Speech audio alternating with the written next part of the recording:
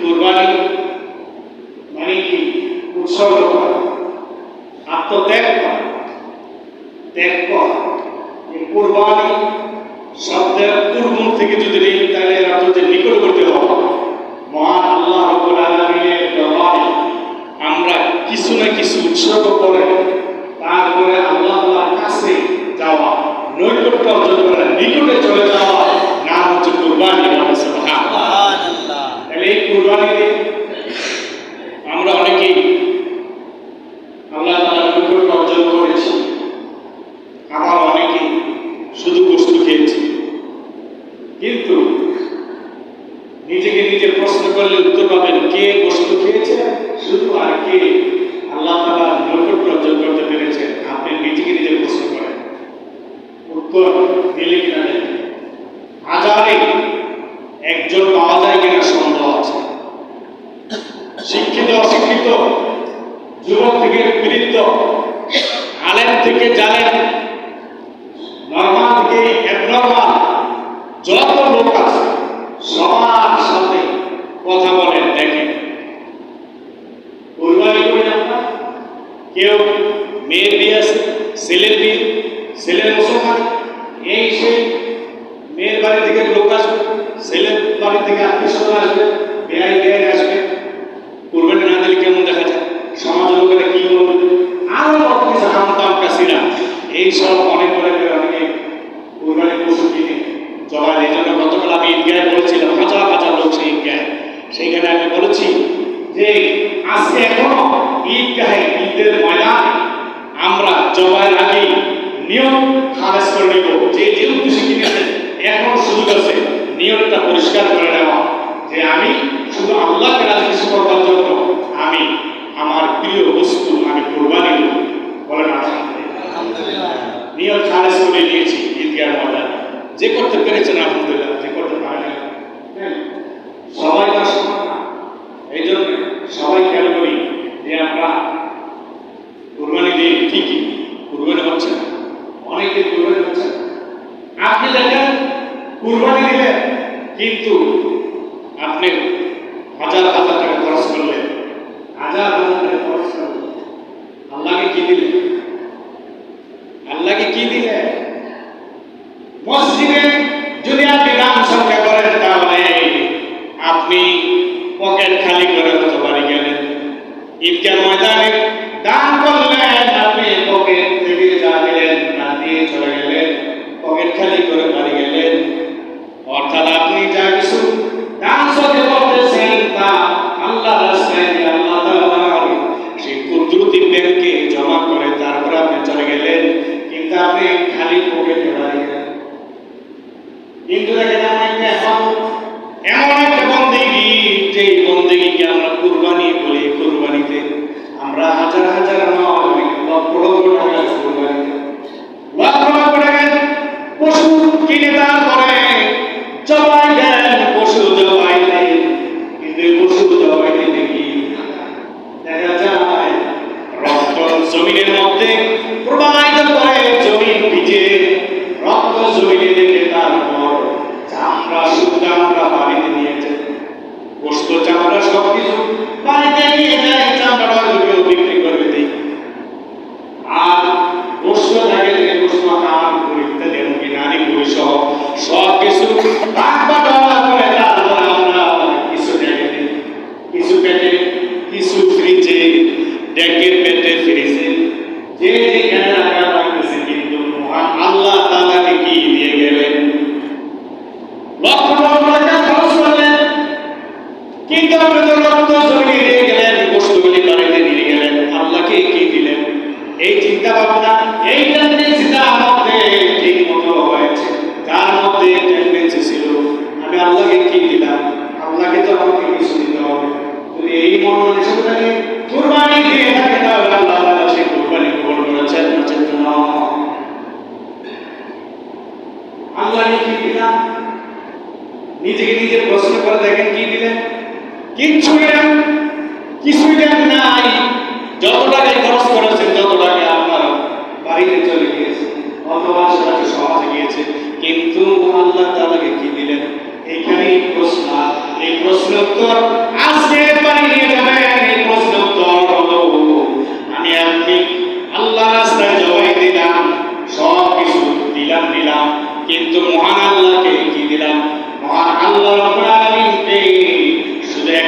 জিনিসই দেওয়া হয়েছিল, সেইটা হচ্ছে আমার আপনার ভিতরে যে আমিত্ব আছে, ওই আমিত্বটাকে জবাই করে আল্লাহর সামনে উৎসর্গ করে দেওয়া। আমিত্ব কি? আমিও কুরবানি দিতে আপনি গভীরভাবে চিন্তা করলেন, কবুল করার জন্য, তাহলে আপনাকে আমাকে অবশ্যই কোনো না কোনো হক্কানি দরবারে হাত দিতে হবে। আমাকে আপনাকে প্রত্যেকটি তরিকতের মধ্যে ঢুকতে হবে। তরিকতের মধ্যে না ঢোকা পর্যন্ত কুরবানি আমি যেমন আলাদা বলে গেলাম কবুল করতে পারবেন না। কুরবানি কবুল করাইতে হয় অবশ্যই অবশ্যই তরিকতে ঢুকতে হবে, বাতিনি ইবাদতে ঢুকতে হবে, বাতিনি আমল করতে হবে, বাতিনি বুঝতে হবে, তারপরে আপনার কুরবানি কবুল হবে। তাহলে কুরবানি করতে গেলে আমার আপনার প্রত্যেকের বুঝতে হবে আমরা গরু জমা দিচ্ছি। এলাকার সবাই জানে আব্দুল্লাহ, আব্দুর রহমান, আব্দুল করিম লক্ষ লক্ষ টাকার কুরবানি দিয়েছে, সবাই জানে। জাহির হল, আনুষ্ঠানিক হল, কিন্তু আপনি বাতিনি ভাবে কি দিলেন, আল্লাহ কি বাতিনি ভাবে কি পেল আল্লাহ তাআলা, সেইটার বিষয়। আর সেইটা জানার জন্য কোনো না কোনো অলির দরবারে যেতে হবে, অলির কাছে যেতে হবে, বুঝতে হবে কিভাবে আমার কুরবানিটা হবে, কিভাবে কুরবানিটা হবে। এটা হক্কানি রব্বানি আল্লাহ অলি মুর্শিদের কাছে থেকে বন্ধুগণ। তাহলে এটা কি অল্প কথায় শেষ করা যায় না। আনিত্ব কি? আনিত্ব আবার আমার আপনার প্রত্যেকের ভিতরে নফস নামক একটা জিনিস আছে, নফস, যেটাকে জীব আত্মা বলা হয়। এই নফস কিন্তু আমার প্রত্যেকের গুনার মধ্যে ডুবাই রাখে।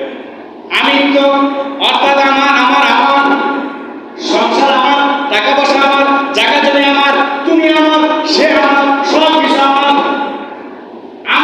করতে করতে সারা জিন্দেগিটা চলে গেল।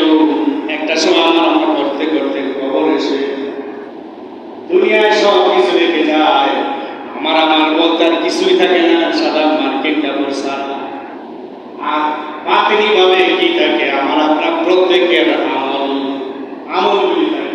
এটা দেখা না, পোশাকটা দেখা যায়, তাই না?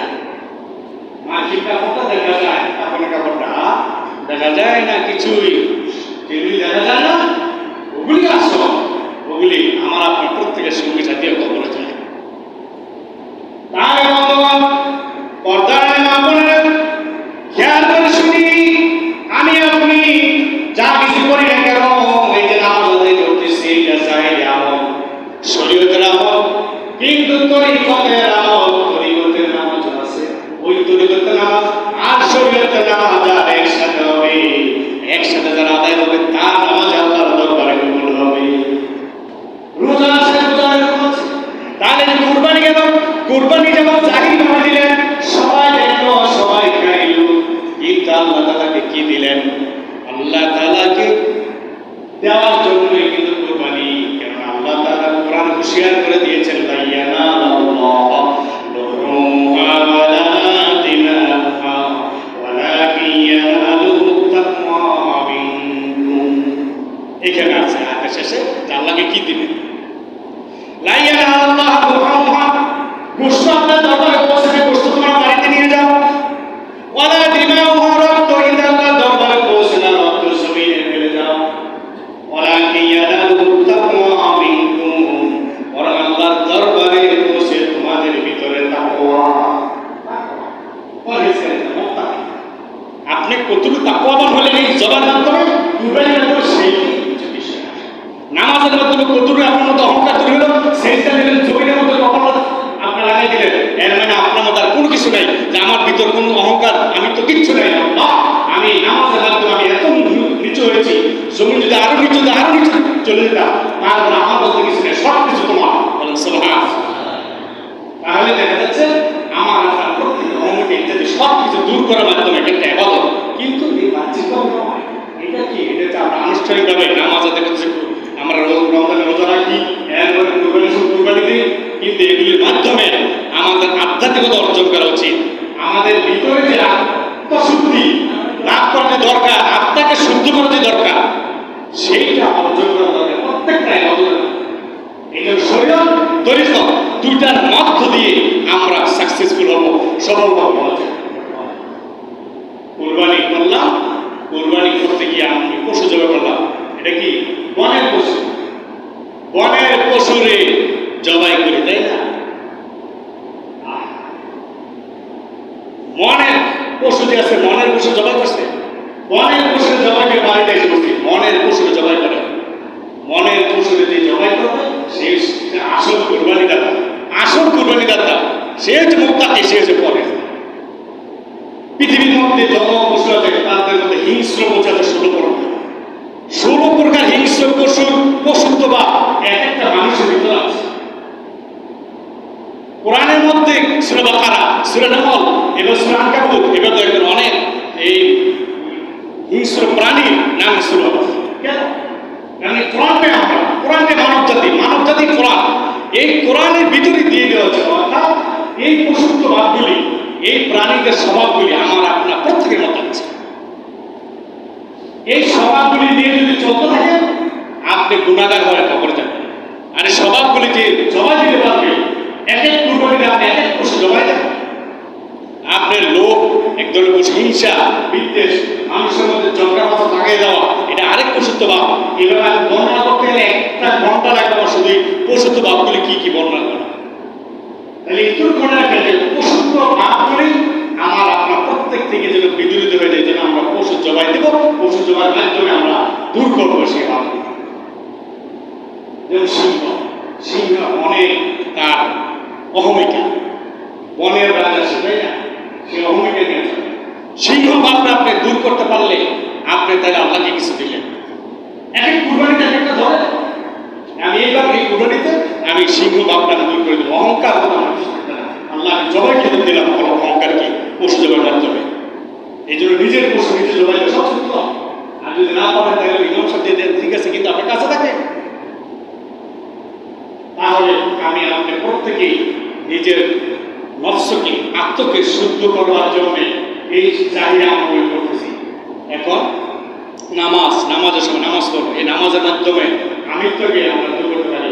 আমার ভিতরে যে আমার কথাটা আছে, আমার এগুলি সব দূর করতে পারি আমরা এই বিভিন্ন আবাদতের মাধ্যমে। তাহলে জাহিরি আবাদত, বাতিনি আবাদত দুইটা আমাদের শিখতে হবে, জানতে হবে, বুঝতে হবে, তারপরে সামনে এগোতে হবে। আল্লাহ পাক সবাইকে তৌফিক দিক, সবাই বলে আমিন। সময় শেষ। অর্থাৎ যদি কারো কোনো প্রশ্ন থাকে বলতে পারেন, যদি কোনো কোরবানি সম্বন্ধে বা তরিকতের সম্বন্ধে কোনো প্রশ্ন থাকে আপনারা বলতে পারেন। আমি অল্প কথা বলে দিই। দেখেন, হযরত ইব্রাহিম আলাইহিস সালাম ওনার ছেলেকে জবাই করতে চাইছে না? জবাই করতে চাইছে মনে প্রাণে, কিন্তু নাকি আল্লাহকে দেখেন, আল্লাহ দেখেন আমি জবাই করতেছি, কিন্তু এমন করছিল তারও শুনে নিছে, এমনভাবে বোঝাইতেছে কাজ হচ্ছে না। কেন? কারণ দুইটা। এক নাম্বার কারণ হলো হযরত ইসমাঈল আলাইহিস সালামের কপালের মধ্যে আমাদের নূরানী নবী মুহাম্মদ রাসূলুল্লাহ সাল্লাল্লাহু আলাইহি ওয়াসাল্লামের নূর মুবারক চমকে দিয়েছিল, যার কারণে ইসমাঈল আলাইহিস সালাম জবাই হচ্ছিল না। বলেন সুবহানাল্লাহ। কারণ ওই ইব্রাহিম আলাইহিস সালামের মাধ্যমে কিন্তু এই নবীদের বংশ আস্তে আস্তে আমার আপনার নবীকে পেয়েছে। বলেন সুবহানাল্লাহ। দুই নাম্বার কারণ আল্লাহ রাব্বুল আলামিন জবাই নামে, কুরবানি নামে একটা আমল সৃষ্টি করে দিবেন এই জমিনের উপরে হযরত ইব্রাহিম সাল্লামের মাধ্যমে। আর ওই হযরত ইব্রাহিম সাল্লামকে একটা বড় পরীক্ষার মধ্যে দিলে তারপরে তিনি সৃষ্টি করলেন। হযরত ইব্রাহিম সাল্লামকে দেখলেন যে তিনি জবাই জন্য রেডি কিনা, আর হযরত ইসমাঈল সাল্লামকে দেখলেন যে এই শিশু সন্তান জবাই হওয়ার জন্য রেডি কিনা। দুইজনের পরীক্ষা করবার জন্য আল্লাহ রাব্বুল আলামিন তিনি হুকুমকে জারি করলেন, কিন্তু জবাই হতে দিলেন না। কারণ তিনি চাচ্ছেন যে হযরত ইব্রাহিম আলাইহিস সালাম এবং ইসমাঈল সাল্লাম ওরা দুজনের মধ্যে যে আমিত্ব ভাব আছে, তো আমিত্বরা তারা জবাই করছে কিনা।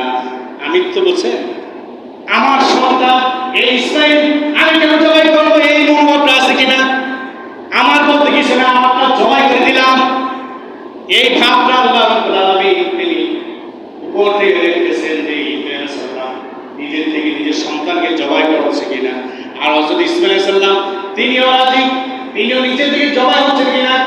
আমার বলতে কিছু নাই, আমি দুনিয়ার আর কোনো কিছু দেখতে চাই না, আল্লাহ তোমার রাস্তায় আমি কুরবান হয়ে যাচ্ছি। এইভাবে তিনি শহীদ করলেন। আর হযরত ইব্রাহিম সাল্লাম ছুরি চালাইলেন, আল্লাহ তাআলা কুদরতিভাবে একটা লাল পাত ছুরি এবং গলার মধ্যখানে ফিট করে দিলেন। বলেন সুবহানাল্লাহ। ইব্রাহিম সাল্লাম দেখে না, ইসমাইল সাল্লাম দেখে না, গাইবি লোহার মাঠ এখানে আল্লাহ তাআলা ঠিক করে বন্ধু আল্লাহ রাব্বুল আলামিন দেখলেন যে হযরত ইব্রাহিম সাল্লাম ও ইসমাইল সাল্লামের আমিত্বকে তারা জবাই দিয়ে দিয়েছে। আমিত্ব বলতে কিছু নেই, আমার বলতে কিচ্ছু নেই, শেষ। ৮৬ বছর বয়সে কান্নাকাটি করতে হতে, ৮৬ বছর বয়সে সন্তান হয়েছে, সেটা কি জবাই করতে চাই কেউ? কিন্তু সব মিলিয়ে দিয়েছে। ঠিক আছে আল্লাহ, আপনি বলছেন, স্বপ্নে আমাকে বলছেন, আমি ওহি হিসেবে নিলাম, ঠিক আছে আমি জবাই করে দিয়েছি। কিন্তু জবাই তাহলে কুরবানি নয়, কুরবানি নয় তোমার প্রেমের বাহানা, তোমারই নামে চলে সারা দুনিয়া। লা ইলাহা ইল্লাল্লাহু মালিক রাব্বানা, তোমারই নামে চলে সারা দুনিয়া। তাহলে বুঝা যায় প্রেমের বাহানা, আর কিছু না। আমাদেরকে আল্লাহ তাআলা প্রেম করে সৃষ্টি করেছেন দুনিয়া, প্রেমের বাহানা সারা পৃথিবী চলছে এবং কিয়ামত পর্যন্ত চলবে। সুবহানাল্লাহ। আল্লাহ পাক আমাদেরকে এই অল্প কথায় বেশি বেশি বুঝবার তৌফিক দান করুন। সবাই আমিন। ওয়া আখির দাওয়ানা আলহামদুলিল্লাহি রাব্বিল আলামিন। যারা সুন্নাত করেন, যারা